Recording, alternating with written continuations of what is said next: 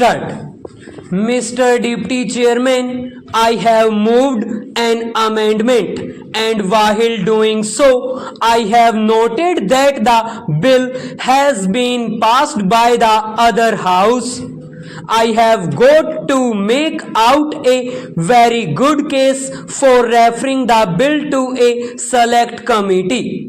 As has been mentioned by the Honorable Minister and Honorable Member Shri Desai, the Forward Markets Regulation Act 1952 has been in operation for a number of years, and controls have been imposed on a number of commodities through a number of recognized associations. The powers that are now proposed to be vested in the commissions are very drastic, and it is for the House to decide whether such wide powers are at all necessary. The main ground on which these powers are sought to be taken, for which the Act is to be amended, is to curb speculation. No one will object to this laudable object that mere speculation which forces prices up should be checked. But the question is whether that object can be served without the other factors which can control the price line. As you know, prices cannot be forced up merely by speculation. If the supply is more than the demand, or if the supply is sufficient, whatever may be the speculation, it may be possible within a few days to reduce the prices.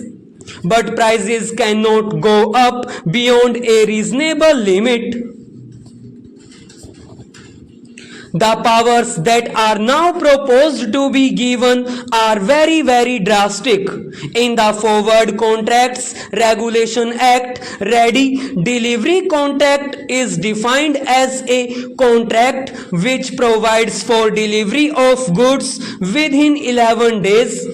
I do not know the sanctity of 11 days. But if somebody delivers the goods even within 12 days, only a day late, it becomes bad. Even by the mutual consent of the parties also, the 11 days cannot be extended even by a single hour, and the contract would become illegal. It cannot be performed.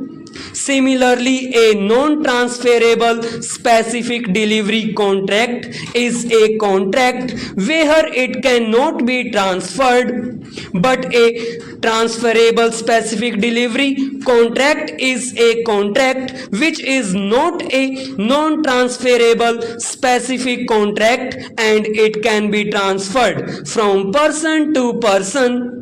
In the case of the transferable specific delivery contract also, the Commission wants to take power to limit the number of transfers.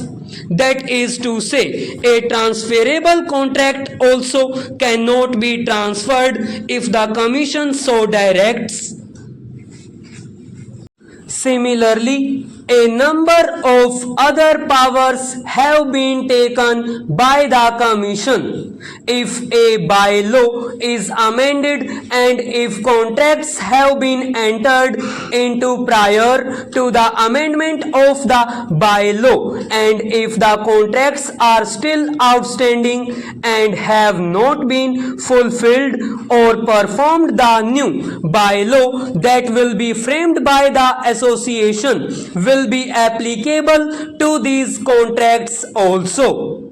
You cannot imagine a more drastic step where parties have already entered into certain contracts, certain new additional conditions are imposed after they have entered into them, and before there is time for those contracts to be completed or performed.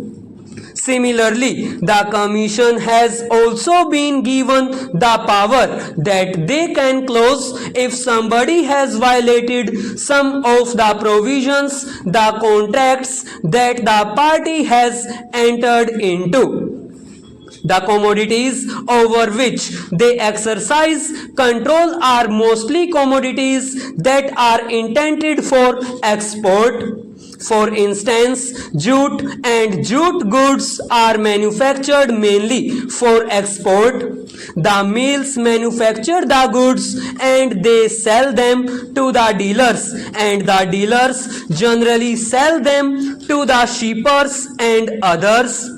If a dealer has done something which is hit by any of the bylaws, the contract that he has entered into with the mills or some other dealer will be closed.